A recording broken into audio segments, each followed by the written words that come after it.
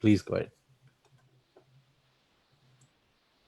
Shri Gurubhyo Namaha. Namasabhabhyas Sabhapatibhyascha Vo Namaha. Sada Balarupapi Vignadrihantri Mahadanti Vaktrapi Panchasya Manya Vidhindradi Ganesha Bhidhana Vidhattam Shriyankapi Kalyana Murti Vedandasyam Giram Devim Satguroh Pada Pankajam Jagadgurunshcha Shringadristhitaन् Vanderthasiddhaye Mala Sudha Kumbha Vibodha Mudra Vidya Virajat Karavarijataam Aparakarunya Sudhamburashim Shri Sharadambam Pranatosmi Nityam Satyajnana Sukhaswarupamamalam Kshirabdhimadhyasthitam Yogarudhamati Prasannavadanam Bhusha Sahasrojvalam Rakshanchakrapinakasabhayavaran Vibhranamarkachavim Chhatribhutaphanindramindudhavalam Lakshmeen Rasimham Bhaje Giram Devi Vani Vimalaguninaume Chapitarau Guruttam Saha Malla Pragada Kulabhusha Manibudha Kutumbakya Shastri Rasika Hridaya Ye Sahridayaha Nijashirbhih Kuryuhu Saphala Vachasam Mam Karunaya Bharati Karunapatram Bharati Padabhushanam Bharati Padamarudham Bharati Tirthamashraye Vidya Vinaya Sampannam Vetaragam Vivekinam Vande Vedanta Tattvajñam Vidhushekhara Bharatim Maunavyākya Prakatita Parabrahma Tattvam Yuvanam Varshishthante Vasadrishiganai Ravritam Brahmanishthaihi Acharyendram Karakalita Chinmudramanandarupam Svatmaramam Mudita Vadanam Dakshinamurti Mede. So, with namaskarams to the Guru Parampara and greetings to all of you. So, as Uncle said, this is the third session that we're having in the monthly meetings for HT. Because this month we had Vyasa Purnima, Guru Purnima, I thought it would be appropriate for us to talk about the Guru Parampara. We briefly talked about this Parampara during Shankara Jayanti. So when we talked for about 40 minutes or so on that day, we briefly mentioned what made Shankaracharya such a great guru, such a Jagat Guru. But I thought that because we celebrate Guru Purnima and Vyasa Purnima this month, it would be good for us to talk about exactly what the overall structure of our Guru Parampara is, where it started from, where it has continued to until this day, kind of the whole spectrum that it covers. So that is the topic. So that's why I said it's the primordial chain, at least the topic was given, right? So this is a stream of knowledge that stretches back to the beginning of time. So when we think, first of all, about knowledge, right? So we only have a Guru Parampara if there is something to be taught, right? A Parampara exists for a branch of knowledge. Way back before other civilizations had even opened their eyes, Bharatamata was well-versed and was very pioneering in terms of the way that she engineered her learning methods. So that's why our country itself is called Bharata. Bha is light.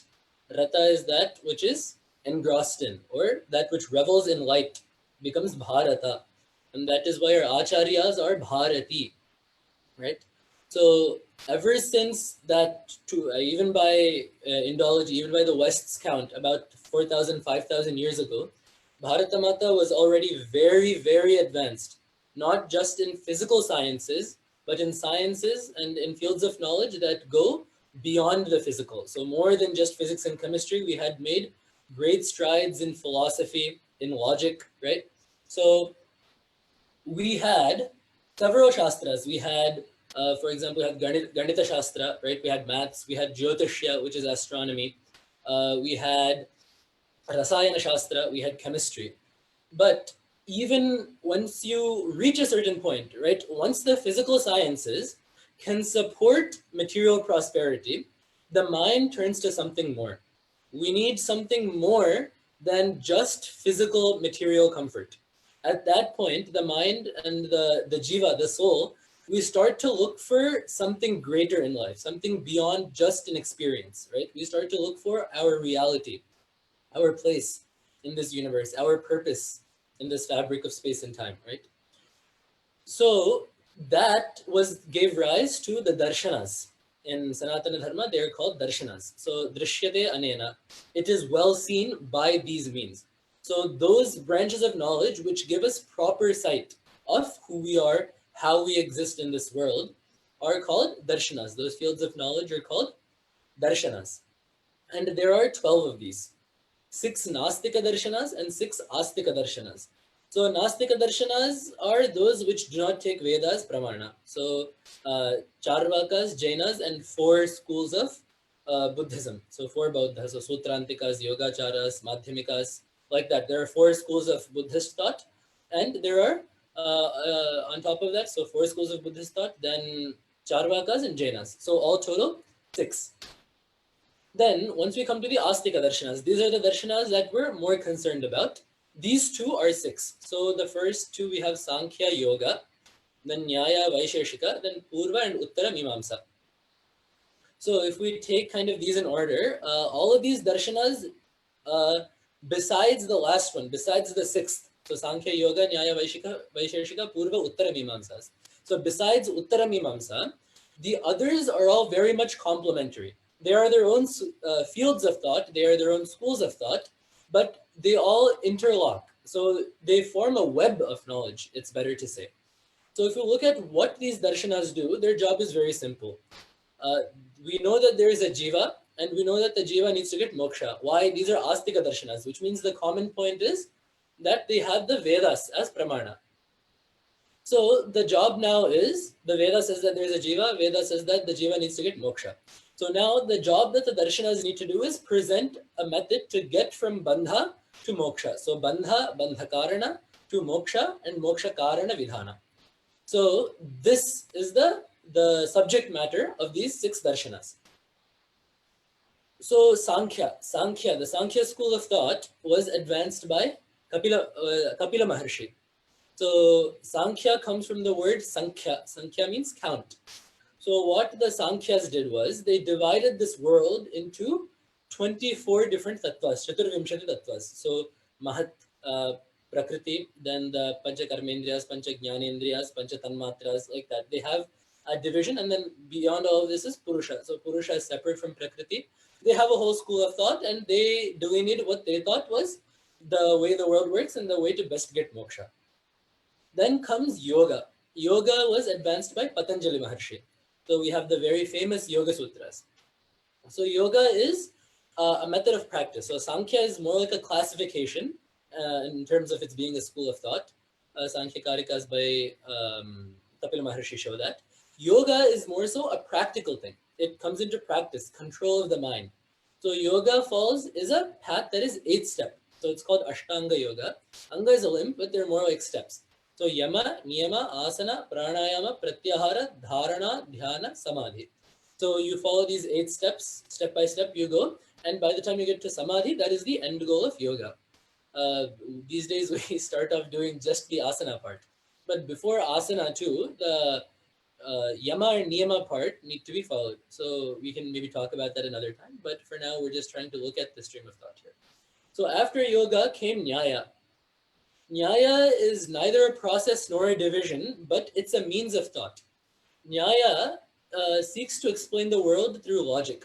So Nyaya too, there is Puratana Nyaya and Navya Nyaya. So there are 2 fields here kind of. So Puratana Nyaya was advanced by Gautama Maharshi. So he wrote the Nyaya Sutras. And complementary to this is another darshana called the Vaisheshika Darshana, which was advanced by Karnada Maharshi. He brought in an aspect called Vishesha, from which the name Vaisheshika was derived. So these 2 were ancient. Then about, I think, around the 11th, 12th, or 13th century, a great Pandita called Gangeshopadhyaya, he was in Andhra, came along, and he kind of unified these 2 and brought it into what's called Navya Nyaya or Navina Tarka. So this is the Tarka Shastra that is studied most often these days. So Tarka Sangraha, Nilakanthiya, Muktavali. So this whole sequence of Tarkashastra is from Gangesha Upadhyaya, which draws from the Nyaya Darshana of Gautama Maharshi and the Vaisheshika Siddhanta of Kanada Maharshi. After these two come Purva and Uttara Mimamsas. So Mimamsa, we need to understand what Mimamsa is. So Manana Ichha is Mimamsa. So the desire to do manana, to contemplate, to think about the true meaning of things, of the Vedas particularly. So Purva Mimamsa is also referred to as Karma Kanda. Uttara Mimamsa is also referred to as Jnana Kanda. So Purva Mimamsa basically says that karma is moksha sadhana. Karma is what will get you to moksha. So it extensively discusses like yajnas, yagas, how to do various rites, how to perform various karmas, where it comes from. But most importantly, Purva Mimamsa's greatest contribution to Sanatana Dharma is they say Mimamsa Shabdaha Pujita Vichara Artha Paraha. So Mimamsa is most used to discern the true meaning of a sentence. So Veda has several phrases, and these phrases are not out of human origin. Veda reveals itself. It is Apaurushaya, right? We've said that several times. So because Veda is not of human authorship, it sometimes becomes hard for us to understand exactly what it's saying, right? If a human writes something, it's very easy for us. We go to the author and say, please, sir, what did you mean when you said this? When knowledge is not coming from a single person, it becomes harder for us. It's not possible for us to ask the author what he or she meant, right?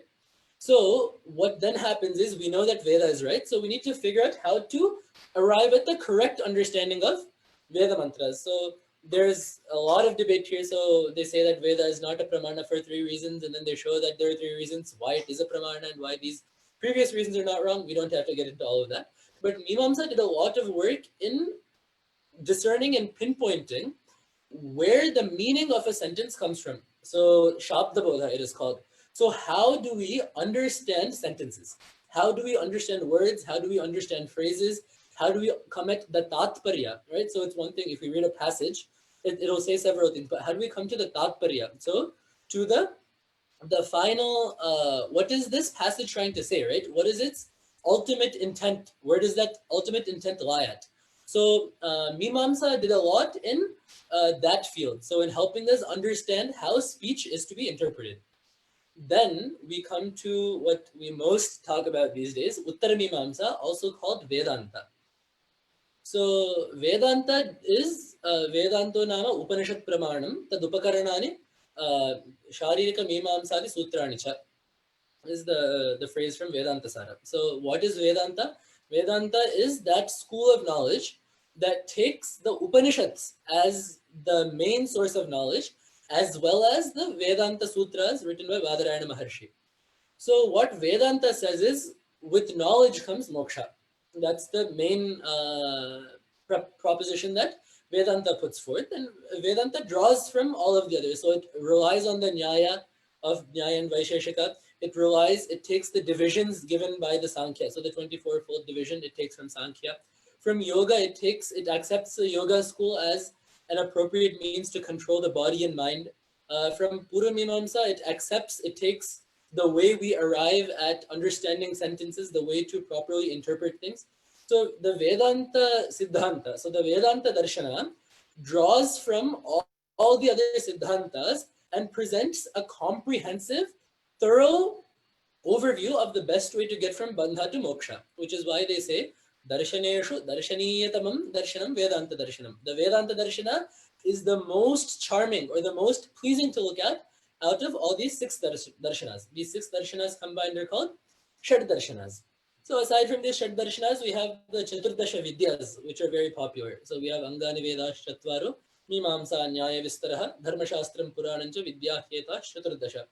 So you've heard this before probably. So the 14 Vidyas, right? The Chaturdasha Vidyas that are very popular in Sanatana Dharma. So the Angani, so Veda, first the 4 Vedas, Rigijasama, Atharvangirasaha, or Atharvana Veda, these 4 Vedas. Then the 6 Vedangas, so Shiksha, Kalpa, Nyaya, Vyakarana, Mimamsa, Chandas. So Shiksha, Kalpa, Vyakarana, Niruktan, Jyotishangati, Chandaha. So these 6 are the Vedangas. And then on top of that you have Mimamsa. And then on top of that you have Nyaya. And then Dharma Shastra and Purana. So these 14 are the Vidya Hyetas Chaturdasha. These are the 14 Vidyas. So like this, there are numerous schools of thought in our ancient Sanatana Dharma, but the one that we most revere, the one that we most adore, is the Vedanta Darshana, because it is the way to get us to something that is beyond these five senses, right? It's because it takes the Upanishads and the Vedas as pramanam. Why? Because the Vedas give us alaukika jnana. So most other knowledges, like tarka, for example, right? So nyaya is logic.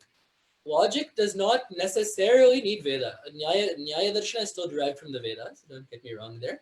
But for example, Nyaya is not meant to tell us about something that is not perceptible, right? We rely on Pratyaksha, Anumana, and Upamana as well as Shabda, right? So most of Nyaya, if for those of you that have read it, is actually concerned with Pratyaksha and Anumana. So Pratyaksha is direct sensory perception, Anumana is inference, Upamana is simile, and then comes Shabda, which is Aptavakya, which is Veda. So these are the ways that the four things that, for example, Nyaya uses to learn as sources of knowledge. The first three of these do not rely on Atindriya Jnana. The first three of these do not rely on knowledge that is beyond the senses. The Upanishads merely deal with that subject matter, which is why we revere the Vedanta Sampradaya, the Vedanta Darshan, as well as its Acharyas, because they give us a knowledge that would otherwise never be accessible to the naked human brain, to the unaided human brain. So the Vedanta Sampradaya is what we usually mean when we celebrate Guru Purnima. So the Vedanta gurus that have been there. So even then within Vedanta, there are several schools of thought. We have, of course, Advaita, Vishishtadvaita, and Dvaita. These are the main three, advanced by Adi Shankaracharya, Ramanujacharya, and Madhvacharya, respectively. Aside from this, we have Dvaitadvaita, Vishuddhadvaita, Shivadvaita, then we have Chaitanya Prabhu's Sampradaya. So there are several schools of thought, all which take the Upanishads as pramana, but arrive at different conclusions. So for example, the Vishishtadvaita Sampradaya takes the Upanishads as pramana, but comes to the idea that Jiva is a fraction of Ishvara, broadly speaking. Of course, there's, as usual with anything else in Sanatana Dharma, there's a whole world of complication in that. The Dvaita Sampradaya takes the Upanishads as pramana and comes to the conclusion that the Jiva is separate from Ishvara and is his servant. Then the Advaita school of thought takes the Upanishads as pramana and says that the purport, the final tatparya of these Upanishads is that there is a singular non-dual Brahman that is not different from the Jiva himself. So in this way, there are different sampradayas even within Vedanta itself. This is normal for everything, even in Purva Mimamsa. So in the karma portion, there are two schools. There are Pravakaras and there are Bhattas. So Prabhakara's school of thought is one line in Purva Mimamsa, and Kumarila Bhatta school of thought is different. So like that in Vedanta Darshana too, we have several different lines, but we'll be talking about the Advaita Darshana today. So I said that this knowledge was primordial. This knowledge has started since the dawn of time and before time too, if we technically think about it, right? So the gamut of Vedanta is covered mainly by three texts called Prasthanatrayi. So the Upanishads, Brahma Sutras, and Bhagavad Gita, right? So these three are the main texts that all sub-schools of Vedanta draw from to come to their conclusions. So Upanishads, we've already talked about the philosophical portions of the Vedas. Then we have Brahma Sutras. So sutras are aphorisms, right? So Alpaksharam Asandigdham. They're short phrases that contain packages of knowledge written by Badarayana Maharshi. So in about 555 sutras in 4 adhyayas, each adhyaya having 4 padas, he has written the Brahma Sutras. So what these Brahma Sutras do is, the Upanishads, as I said, they're from the Vedas. So they don't always make sense at first sight. So what the Brahma Sutras did was, they gave us the nyayas, they gave us the maxims and the methods necessary to do the samanvaya, to reconcile those Veda Vakyas into an understandable fashion. And then we have Bhagavad Gita, told obviously by Bhagavan himself, which was in the Mahabharata. It's called the Smriti Prasthana. In it, it's basically the Sara, the Sangraha of everything taught in the Upanishads. So based on these three, Adi Shankaracharya proved via his bhashyas that the Tatparya, the final purport of these texts, exists in an Advaya Brahman, in a Brahman without second, that is one with the Jiva. So when we think about this parampara, the shloka goes, so this is called the Brahma Sutra Parampara, at least. So the shlokam goes, we know the Sadashiva Samarambham Shankaracharya Madhyam, that's a famous shloka.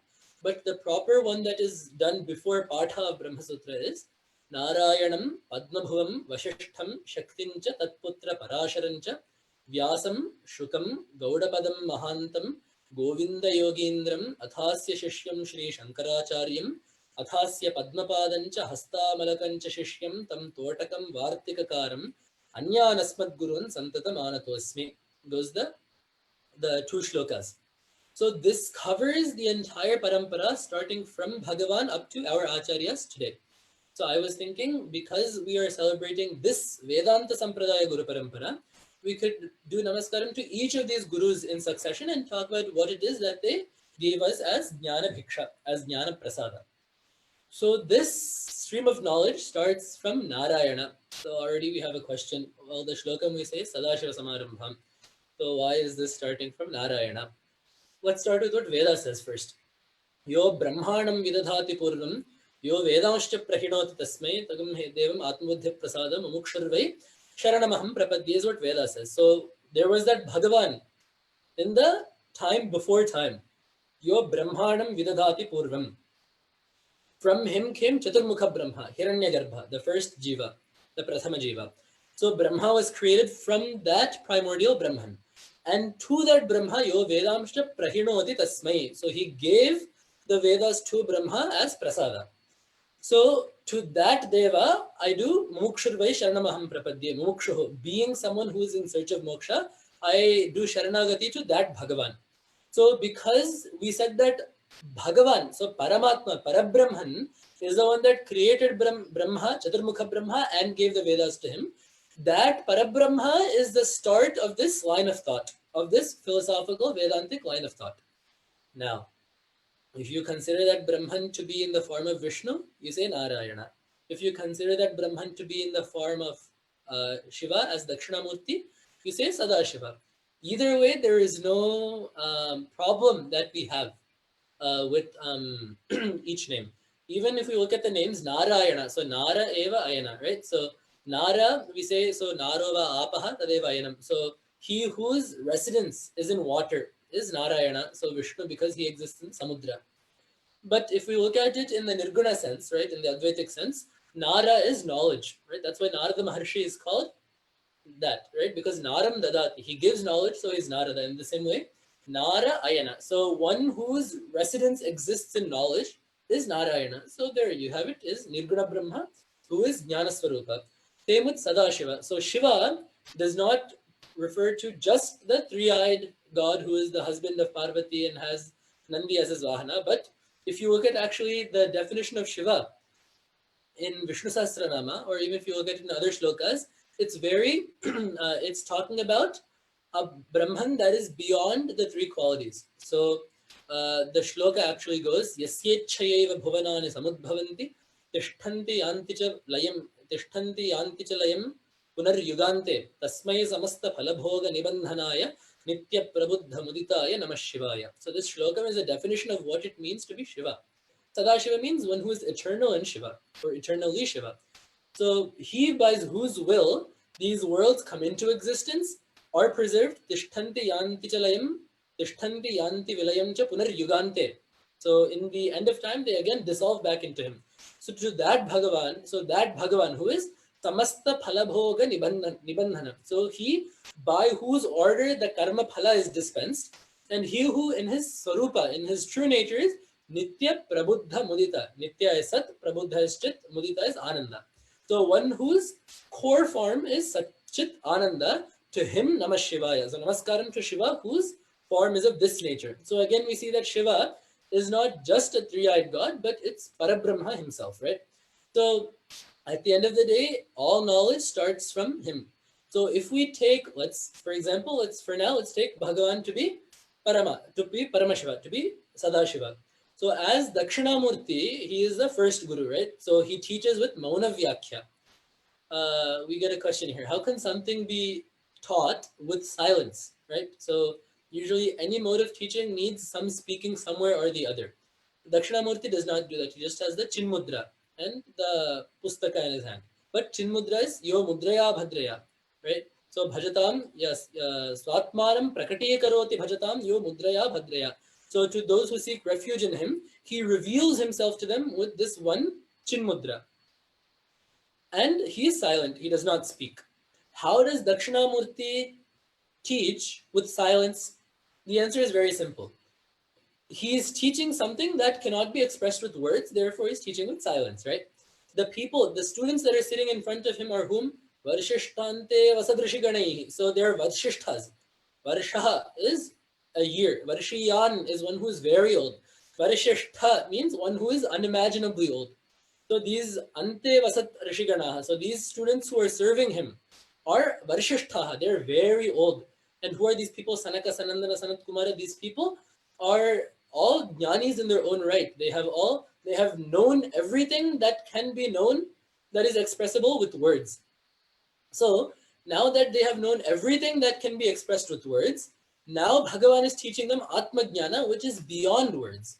Therefore, he does not use words to teach, he teaches with Mauna Jnana, with Mauna Vyakhya. So this Chinmudra is very simple. The world is made up of triads, right? Sattva, Rajas, Tamas. Bhuta, Vartamana, Bhavishyat, right? So these three qualities, 3 time periods. This is the Jiva, this finger is Ishvara. So the Jiva's natural state is to exist, or without any other intervention. The Jiva exists in this world of triads. The process of bringing the Jiva away from these and uniting him with Ishvara is the nature of Chinmudra. When you unite, it forms a whole, right? It forms a full circle and these 2 fingers become one. So the Jiva becomes one with Ishvara and becomes Purna. So that is the essence of Chinmudra. You take the Jiva away from the 3 gunas and the 3 kalas and the 3 dehas and the 3 avasthas. So all these 3s that exist in this world that the Jiva ties his identity to, he breaks away from those and unites with Paramatma. His nature, he understands that his true Swabhava is one with Paramatma. So he teaches with the Chinmudra. Another form of Shiva that we can take to be the Adi Guru is, or not Adi Guru, but Guru is Nataraja Swami. Why? Because all teaching, aside from the silent teaching that he does, so the teacher of that which is taught with silence is Dakshinamurti. The teacher of everything that is taught with words is Nataraja. Why? Because where did all these words come from? From letters.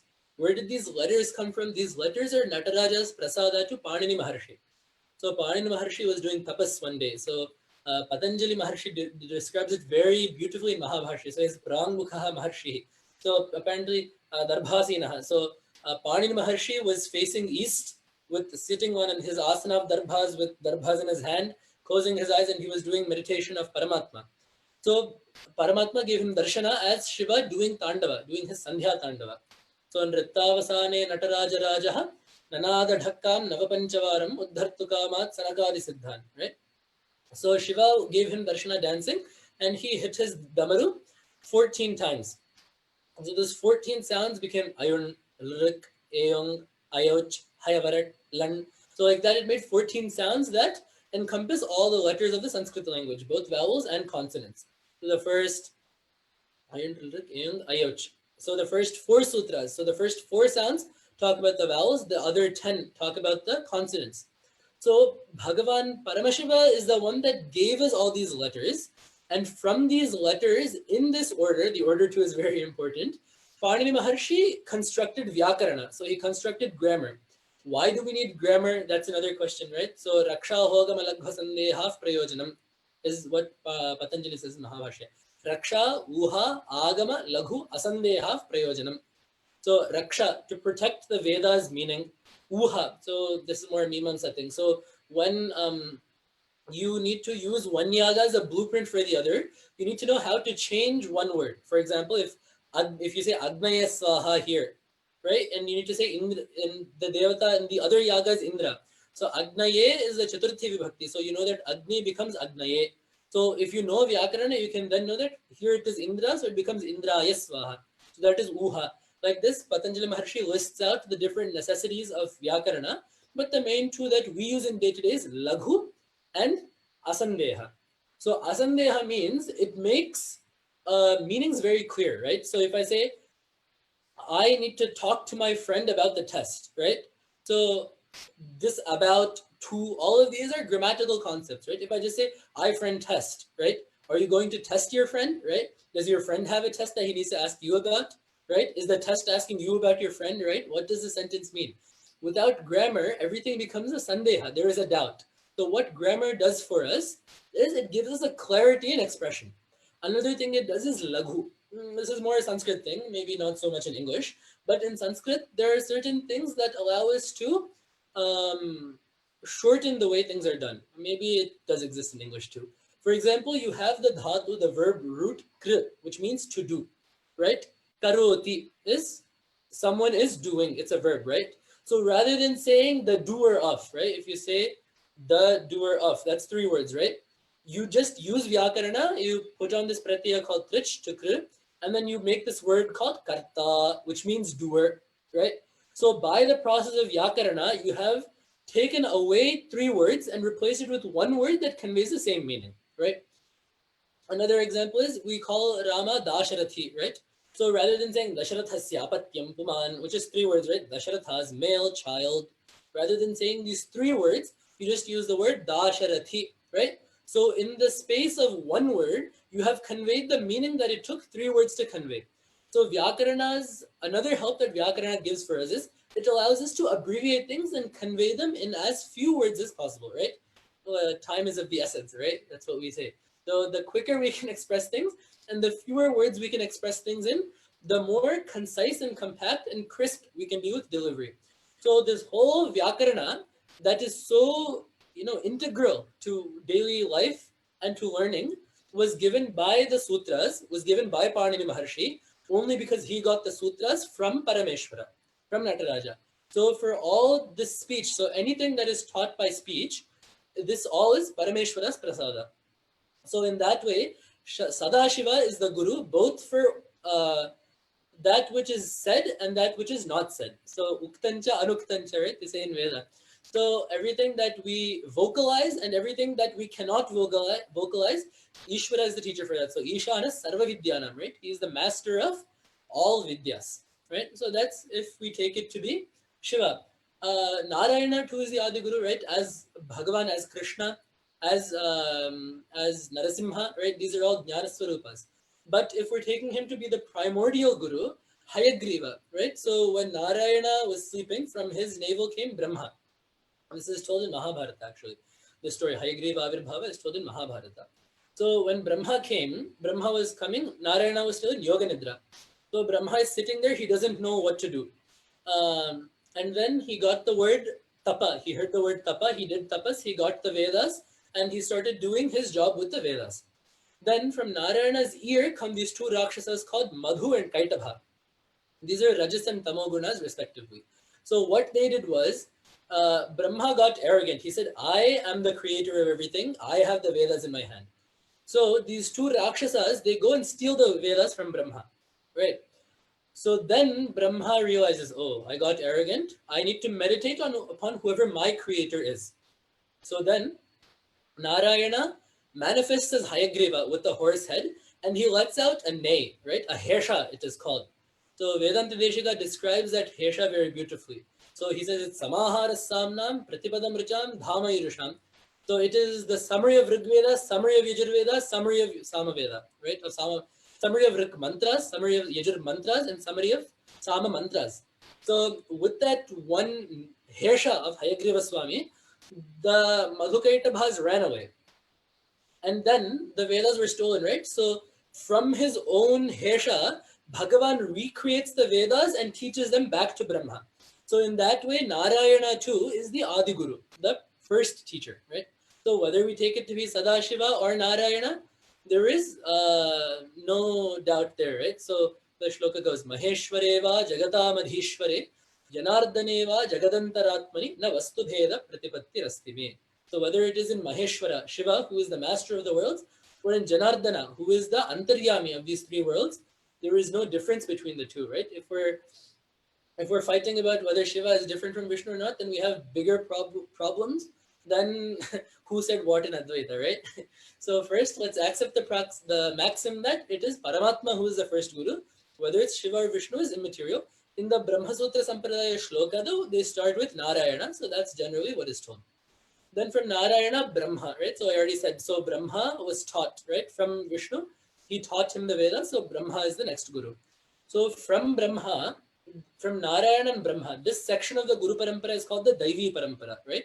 Narayana and Brahma are deities, they're gods. So this section is called the Daivi Parampara. Next comes the Arsha Parampara or the Rishi Parampara. So the next section of gurus is they're all rishis. So Narayana, so Padmabhuva is Brahma. His son is Vashishta Maharshi. So Vashishta Maharshi, of course, is the Jnani of the highest class. Who else can teach Paramatma as Ramachandra, right? He taught all of the great kings of Raghuvamsha, right? And he gave us a beautiful text called Yoga Vashishta.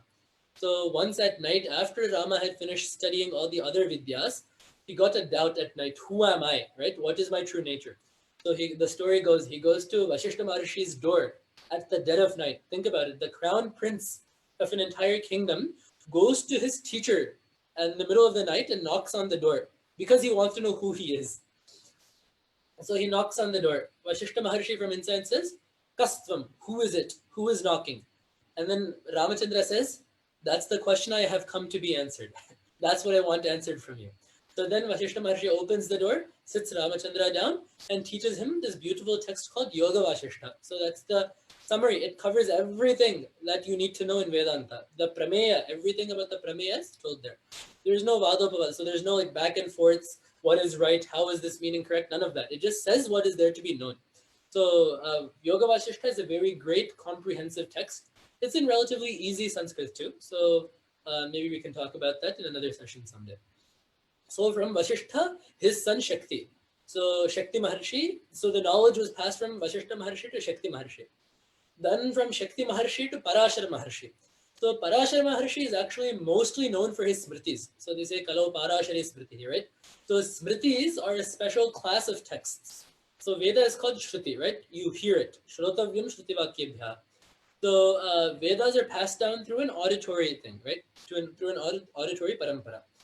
So because they remember what the Vedas said and keep the Vedas teachings in mind and simplify it for us, these certain texts are called smritis, also called Dharma Shastra. So Manusmriti, right? Yajnavalkya Smriti, Parashara Smriti, Gautama Smriti. We have all of these different Smriti Granthas that teaches Dharma. So Parashara Smriti is very well known. That's Parashara Maharshi's most well-known work. But he was also part of this parampara of Vedanta Jnana. So then, Parashara Maharshi was,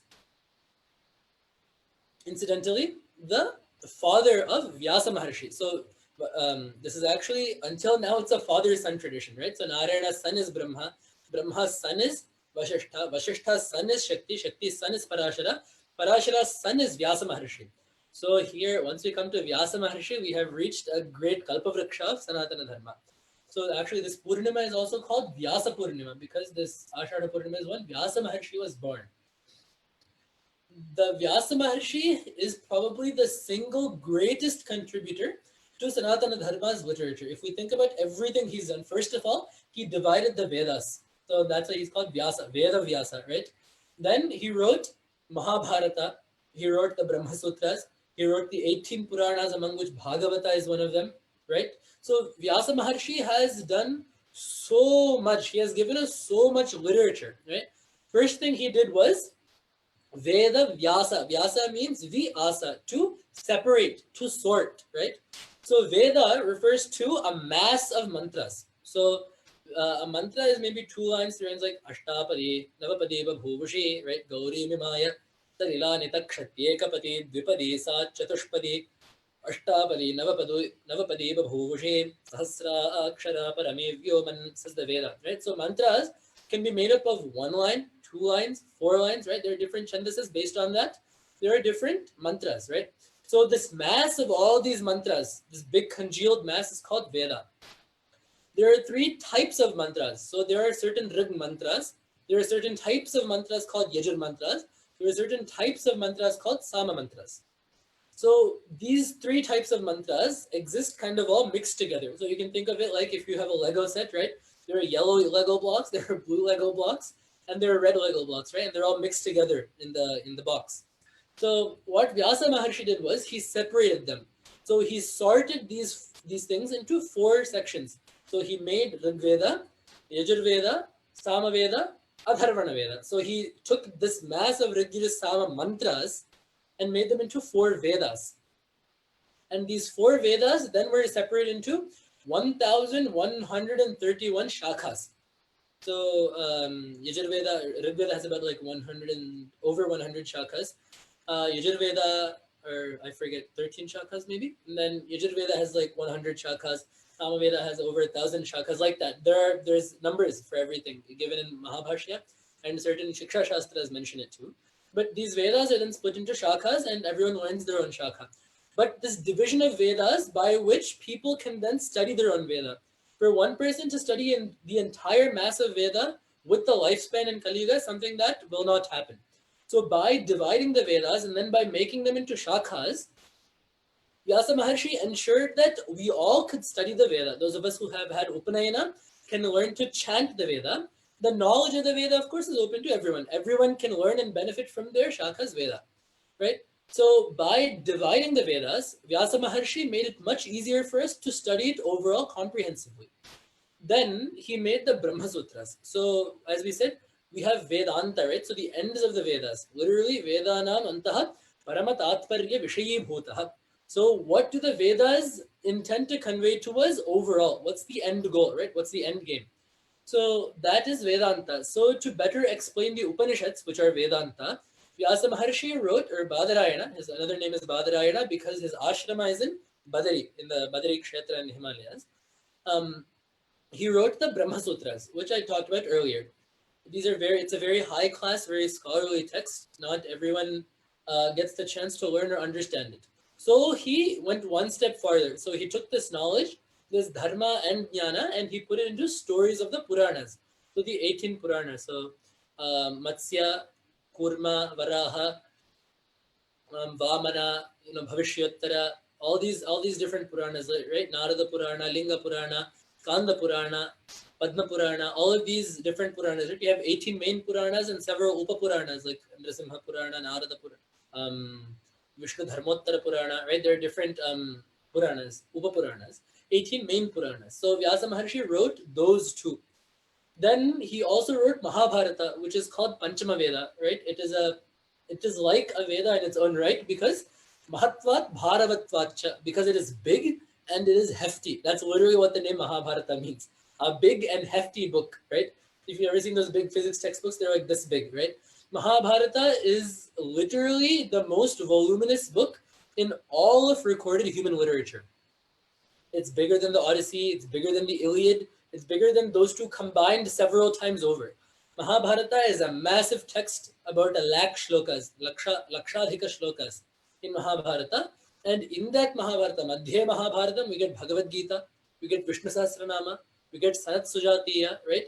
So we get Viduraniti, we get all of these, mines of knowledge for Shiva Sahasranama from this Mahabharata. So and Bhagavata Purana, all the Puranas are in one league. Bhagavata Purana is in a league of its own because it is a Purana that was written purely for moksha. All the other Puranas Vyasa Maharshi wrote, but he still wasn't satisfied. Then Narada Maharshi came and said, talk about Paramatma in such a way that it will enable people to come to get moksha. So Bhagavata Purana was written specifically for us to get jnana and thereby moksha. So all of this corpus of literature was given to us by Vyasa Maharshi. So that is why on Vyasa Purnima, we make sure that we have to do namaskaram to Vyasa Maharshi. And this is another thing that we need to keep in mind. Why do we celebrate general Guru Purnima and Vyasa Purnima, right? We can do Guru Purnima on Shankaracharya's birthday. We can do Guru Purnima on Krishnashtami. We can do Guru Purnima, on some other great teacher's birthday, right? Why do we do it on Vyasa Maharshi's birthday? It's because anything that any teacher after this teaches is always based on what Vyasa Maharshi said, whether it's based on the Puranas that Vyasa Maharshi wrote, or the Vedas that Vyasa Maharshi divided, or the Brahma Sutras that Vyasa Maharshi wrote, or the Puranas that he gave us, right? All of this, no matter who teaches or what they teach, it has to come from this set of literature. So we celebrate Guru Purnima on as Vyasa Purnima, or other way, Vyasa Purnima as Guru Purnima, because anything that any guru teaches is Vyasochistam, right? The saying is Vyasochistam Jagat Sarvam. This entire and any knowledge that exists that a teacher can teach us must have come from Vyasa Maharshi. So we celebrate Guru Purnima on Vyasa Purnima. From Vyasa Maharshi is Shuka Maharshi, right? So the actual teacher of Bhagavata. So the person that Vyasa Maharshi wrote as teaching Bhagavata. Shuka Maharshi is a jnani of the highest order. So he doesn't even wear clothes, right? So his dhyana shloka goes, Yam pravrajanta manupeta mapeta krityam dvaipayano virahakatara ajuhava putreti tanmayataya taravo pinedu tam sarvabhuta hridayam munimanatosmi. So the story goes, comes in the beginning of Bhagavata. So Shuka Maharshi, he did not even wear clothes, right? He was so realized that he was not even aware of the body. So he was just walking, and there were girls taking a bath in the river next to him. They did not, cover themselves up or feel ashamed because they know that Shuka Maharshi is in a different level. He won't even look this way. So they were normal. Then Vyasa Maharshi is coming, running behind Shuka Maharshi, calling him. Shuka Maharshi does not hear him because he's engrossed in Brahmanubhava and experiencing Brahman. When Vyasa Maharshi goes by, he's calling out Shuka in the hope that Shuka Maharshi will hear him. Shuka Maharshi did not hear him because he was engrossed in Brahman. But what happened, because Shuka's Atma was one with the entire world, right? Shuka was experiencing that he was one with Brahman who exists in every atom of this world. So though Shuka Maharshi did not respond, the trees responded, it seems. So when Vyasa called out Putra, the trees echoed back a response. So what the poet there says is, because Shuka Maharshi was one with the Brahman that is in everything, though he did not answer, because they were also one with him at that time, the trees gave back a response. So namaskaram to that Maharshi who is one with the Sarvabhuta Hridaya, with the Atma of every being in this world, right? So that's why we refer to him not just as Shuka Maharshi, but as Shuka Brahma, right? So he's like Brahman in his own right. So Vyasam Shukam, then Gaudapadam. So then Gauda Bhagavat Padacharya. So Gauda Bhagavat Padacharya is another great yogi, great Acharya Sannyasi. He is most well known for the Gaudapada Karikas that he wrote for Mandukya. So Mandukya is an Upanishad. He wrote Karikas. So Karikas are certain short statements that summarize certain concepts that need to be kept in mind while reading that. So actually the Advaitam Paramarthataha, which is actually Sringeri Matha's their Granthavali, so their list of publications, the motto is Advaitam Paramarthataha. So that is actually a quote from Gauda Bhagavat Pada's Mandukya Karikas. So Mandukya is a very short Upanishad, but it's a very powerful one. It talks about the Avasthas and the Turiya. So that's where we get the famous mantra, Chaturtham Prapanchopashamam Shantam Shivam Advaitam. So the word Advaita is obviously used to refer to Brahman, saying that Brahman is Advaita. So it's a very important Upanishad in showing that the Tatparya exists in Advaya Brahma, in Advaita. So he wrote Karikas to that, helping us better understand it, right? So Vyasam Shukam Gaudapadam Mahantam, then Govinda Yogindram. So Govinda Bhagavat Padacharya was his student. So was Gauda Bhagavat Padacharya's student. Then Govinda Bhagavat Pada was the teacher of Shankaracharya. So Shankaracharya, there is only so much that can be said about him. If it wasn't for him, Sanatana Dharma would not exist the way it did today. So when Bauddha was prevalent in India, as well as pure karma marga, so people who said that doing karma was the highest goal of life and swarga was the highest goal that humans had to achieve, Acharya came that no, there is a moksha sthiti that is beyond this. There is a moksha that is beyond just bhogas that are experienceable in this world or the next. There is jnana, only through jnana that is attainable. Here's how you attain jnana. And as we talked about in Shankara Jayanti, Acharya was so compassionate that he wrote things for everyone. For the lowest form of adhikaris who cannot process like philosophical logical concepts, he wrote stotras. For those aspiring who are in the route, who are en route, to understanding that, he wrote the Prakarana Grantha part of literature. So things like Tattvabodha, Atmabodha, um, you know, Shatashloki, Ekashloki even, right? And then on top of that, he wrote Prasthanatrayi Bhashya, so commentaries for Bhagavad Gita, Brahma Sutras, and Upanishads. So there's a lot to say about him. One of the greatest things he did was establish the four Pithas, right? So Jyotish Pitha, Govardhana Pitha in Sringeri, Badari, Dwaraka, and Puri.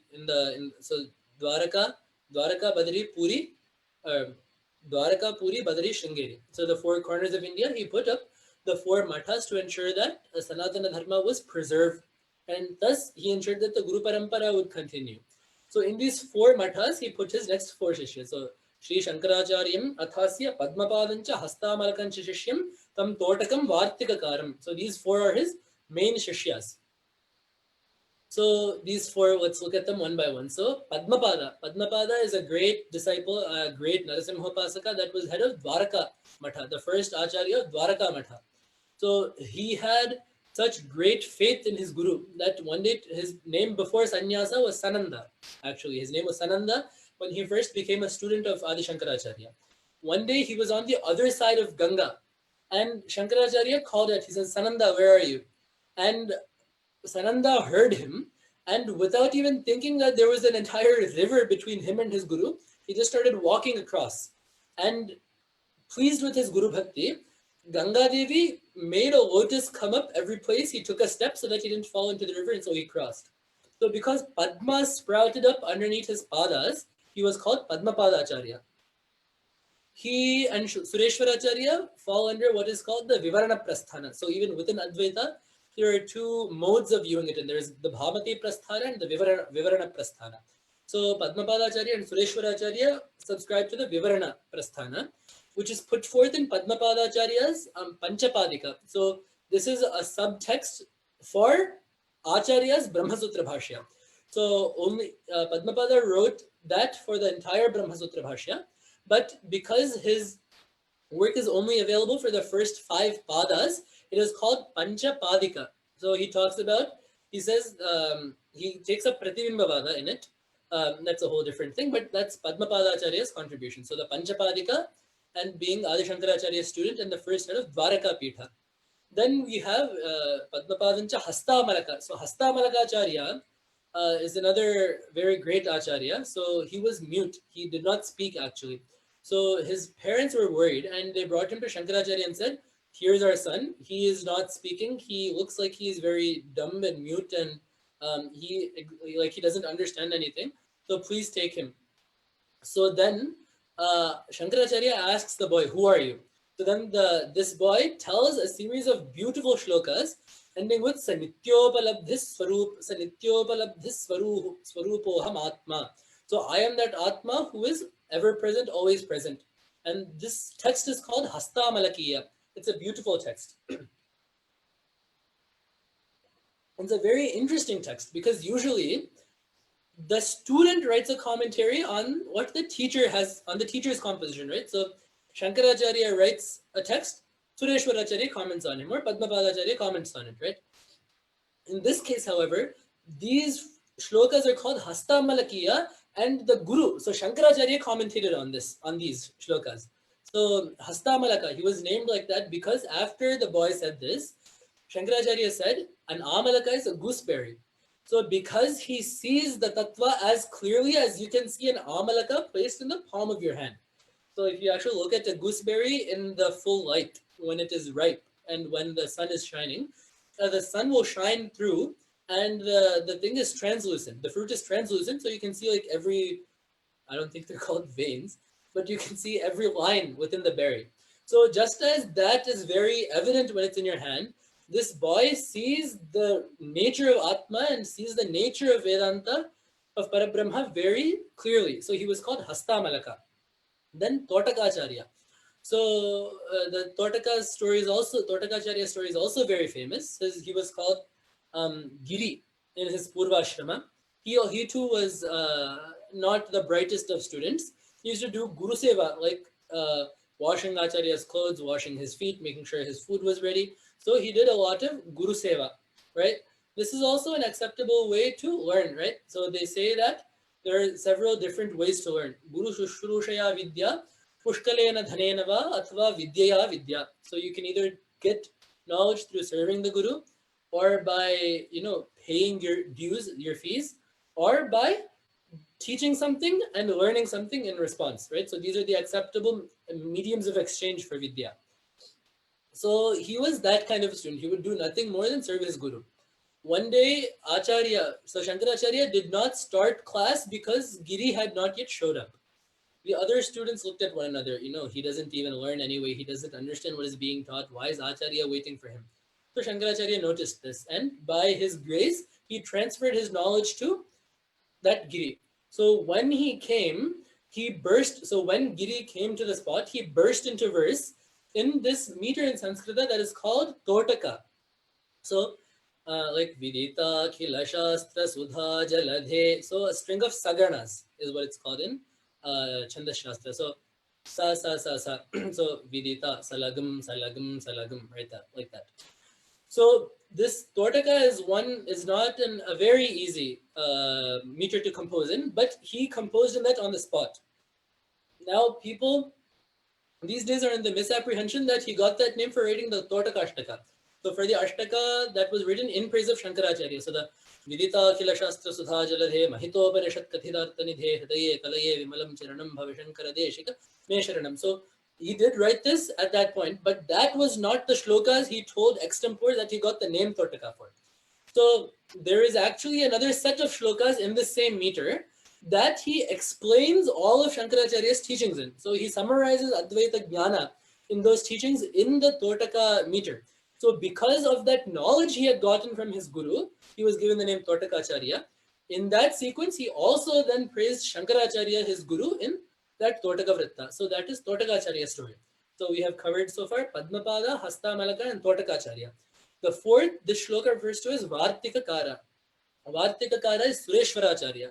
And it's important that we think of him because next he leads into the rest of the Guru Parampara that we can most obviously see these days. So Vartika Kara, so this Sureshwaracharya in his Purvashrama was Mandana Mishra. So Mandana Mishra was a Purva Mimamsa Anuyayi. So he previously subscribed to the Purva Mimamsa school of thought. So the one that said that karma will give you Swarga, and that's that. He was a student of Kumarila Bhatta, who is a very great Mimamsaka. Like they call him Bhatta Pada. This suffix Pada is not usually applied to someone in Shastra unless they are an exceedingly great soul. So we call Shankaracharya Bhagavat Pada, right? So that Pada suffix is only used for those whom we hold at the highest of the high esteems. So like that, Kumarila Bhatta is referred to as Bhatta Pada. So his student was Mandana Mishra. So Shankaracharya defeated him in Vada and in debate and took him and brought him over to the Uttar Mimamsa, to the Vedanta school of thought, gave him the Yoga Patta, the sannyasi name, Sureshwara, and made him the first head of Sringeri Matha. So Sureshwara is called Vartika Kara because he wrote Vartikas to Shankaracharya's Bhashya. So he wrote Taitriya Vartikas most famously. So Taitriya Vartikas on Adi Shankaracharya's Bhashya on the Taitriya Upanishad. And then he also wrote several independent works like Naishkarmya Siddhi. Naishkarmya Siddhi is a very voluminous, very great text that was written by him, again explaining certain Advaitic concepts. So from him comes the Sringeri Guru Parampara. So he was the first Acharya of Sringeri Matha.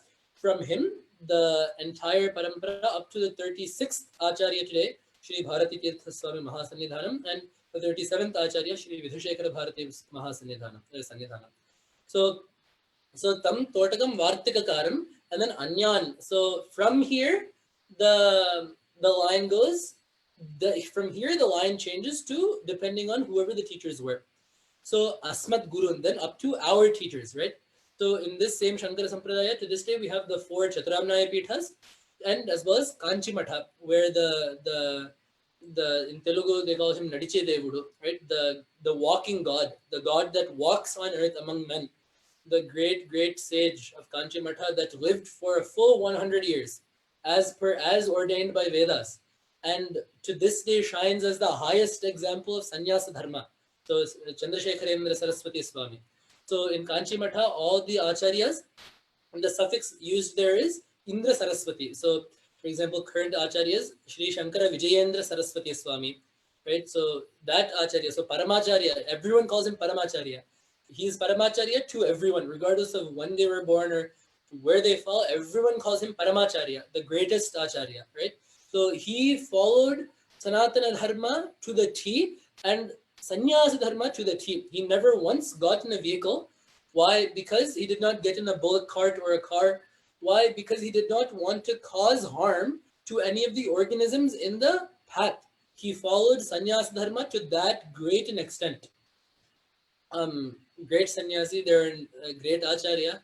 Words cannot describe how great these acharyas are. So in Sringeri, the Parampara, we have Sri Satchidananda Shiva Abhinava Nrsimha Bharati Swami. He was basically a Shankara after Shankaracharya himself. So he was the one who discerned that Kaladi was where Shankaracharya was born.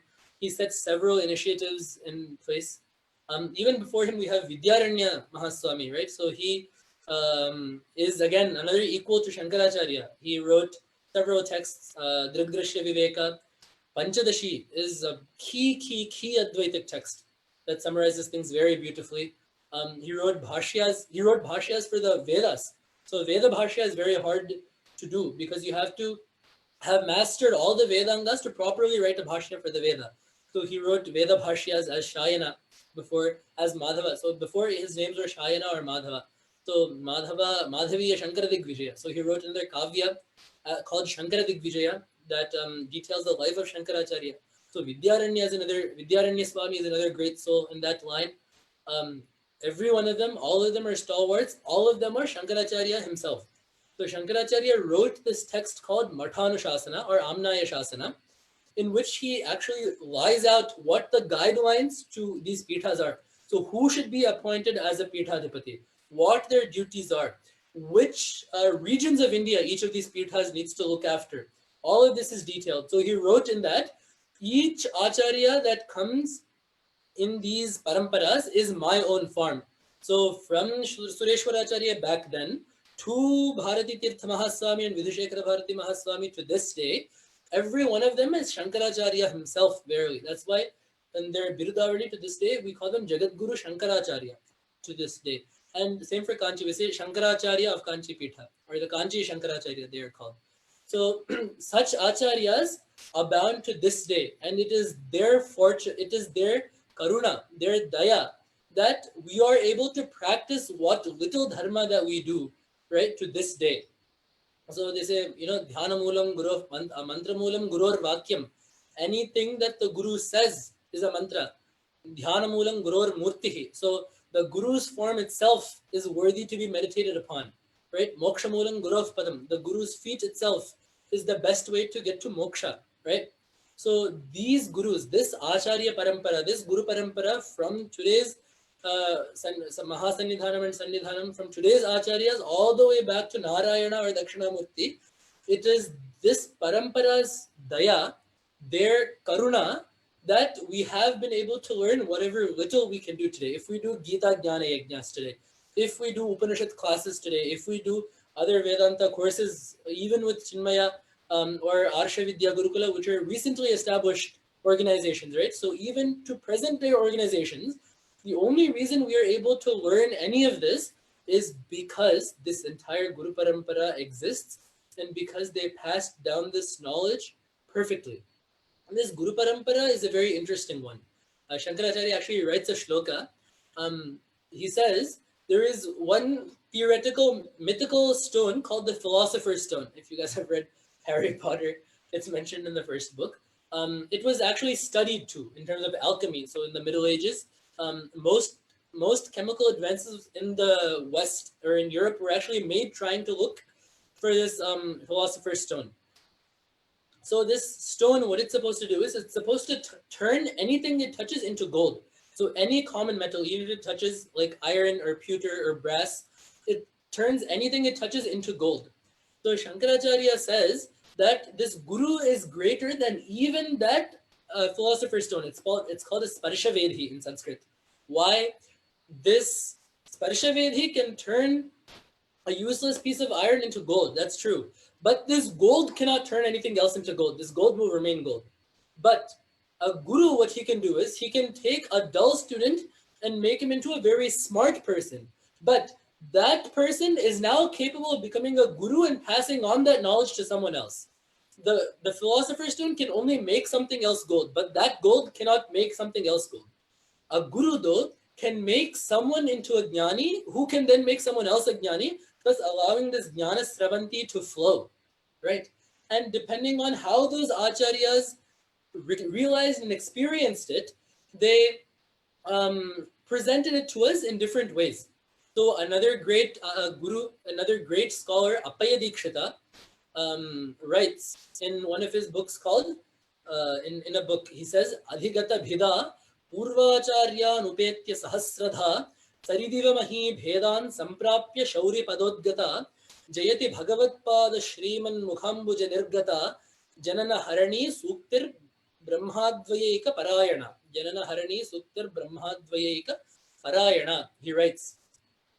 So what he says is basically, so there is a sukti that has flowed from Bhagavat Pada's mouth, that is Brahmadvayeka Parayana, that professes Advaita. So there is an Advaita Jnana that has flowed from Shankara Bhagavat Padacharya's speech, right? So what happened though over the course of time?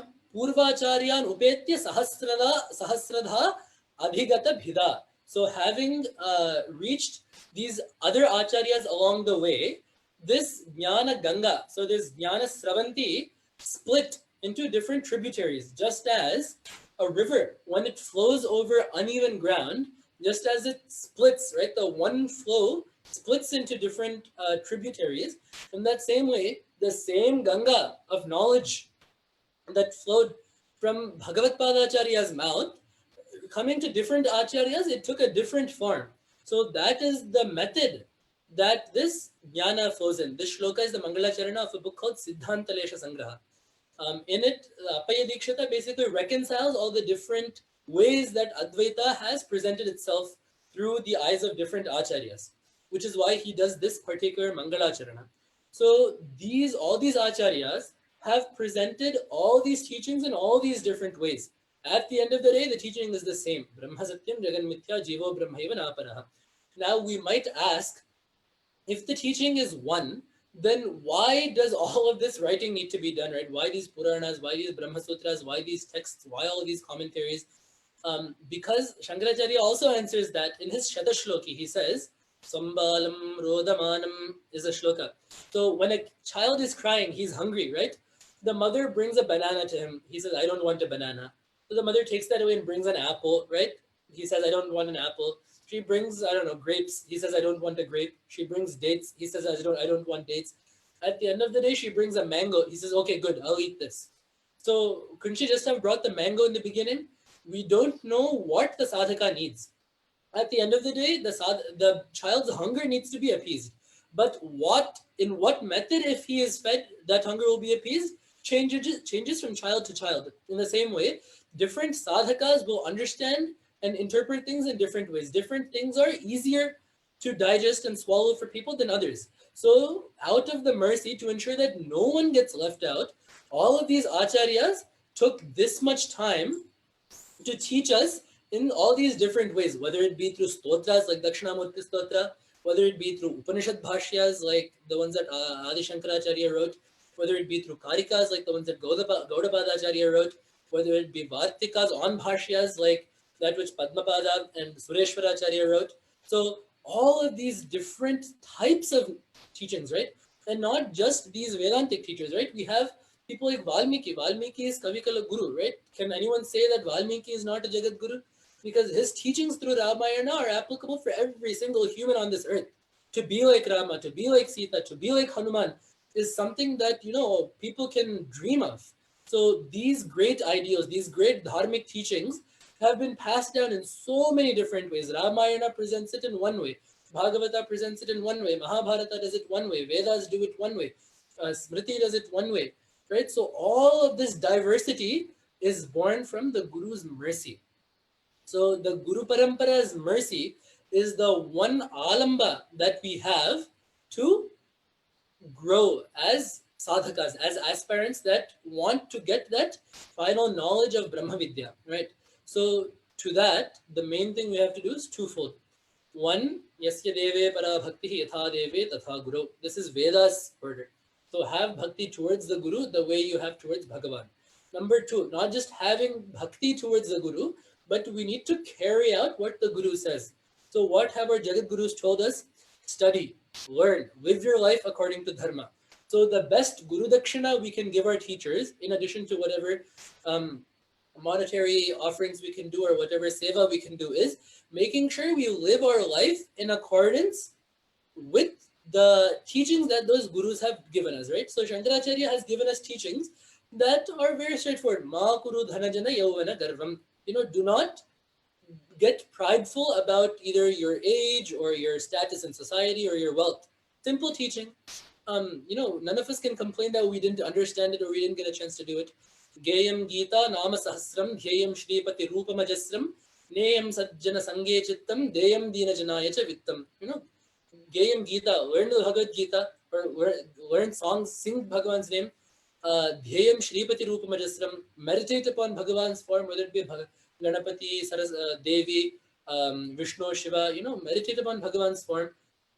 Neyam Sajjana Sange Chittam, make sure that you spend your time in good quality, in Satsangatya. Deyam Dina Janaya Cha Vittam, give your wealth to Dinas, give your wealth to those in need. Do not hoard wealth, do not be greedy. These are all simple teachings that Bhagavad Pada told. These are not even like teachings about jnana or scholastic things. These are things that we can incorporate into our daily lives to be better people, let alone better sadhakas or better mumukshus, right? So these simple teachings, Vyasa Maharshi says, right? Shlokardhena pravakshyami yaduktam grandhakotibhi paropakara punyaya papaya parapidanam. So people asked him, you wrote so many things and you wrote so many books. Can you please sum this up in one shloka? He says, no, I'll do it in half a shloka.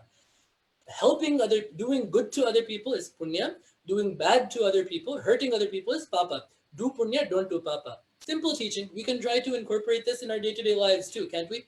So our best Guru Dakshina that we can give back to teachers in Guru Parampara is make sure we learn the things that they took so many pains to lay out for us in such a palatable manner, and to make sure that we live our lives in a way that they wanted us to live us in. And in that, if we do that, we will do justice to celebrating Guru Purnima and to all the Gurus by whose grace we have become what we are today. So offering my namaskaras to the Guru Parampara, to my teachers, so my teachers who have taught me whatever Vedanta or whatever little I know, the teachers who have taught me that, doing namaskara to all of them, including our parents and elders, right? Because without the parents too, we would not even learn our letters. So up to our parents, right? To our gurus that teach us other things, whether it be Gita or Shastra or Vedanta or Sangita, all gurus who in the end want us to be good, want us to be well, doing namaskara to all of them. I will stop here. Mangalam Kosalendraya Mahani Gunatmani Chakravarti Tanujaya Sarvabhauma Mangalam Veda Vedanta Vedyaya Meghashya Malamurtaye Umsam Mohana Rupaya Punyashlokaya Mangalam Ito Nrasimha Parato Nrasimha Yato Yamitato Nrasimha Bahir Nrasimho Hridaye Nrasimha Nrasimhamadim Sharanam Prapadye.